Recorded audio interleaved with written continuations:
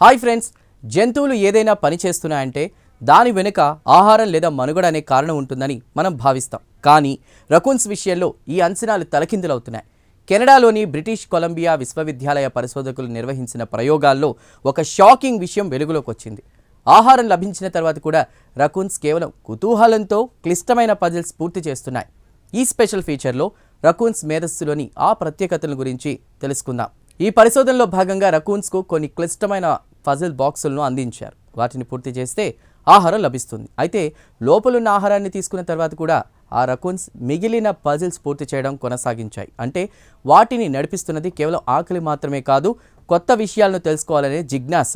వాస్తవానికి ఈ ప్రవర్తన మనుషులు తీసుకునే నిర్ణయాలకు చాలా దగ్గరగా ఉండడం విశేషం.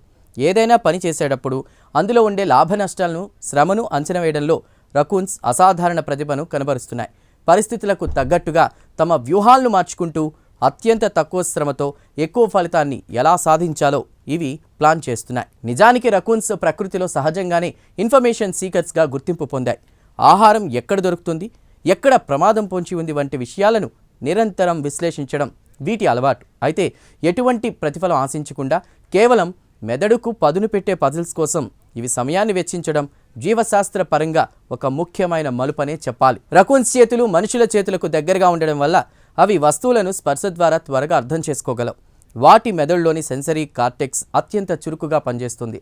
లేటెస్ట్ యానిమల్ సైకాలజీ నివేదికల ప్రకారం ఇవి చేసే ఈ పజిల్ సాల్వింగ్ అనేది కేవలం ఆట కాదు, భవిష్యత్తులో వచ్చే సవాళ్లను ఎదుర్కోవడానికి మెదడు చేసే ఒక రకమైన అభ్యాసం. ఈ పరిశోధన ఫలితాలు జంతువుల తెలివితేటలపై మనకున్న పాత అవగాహనను సవాల్ చేస్తున్నాయి.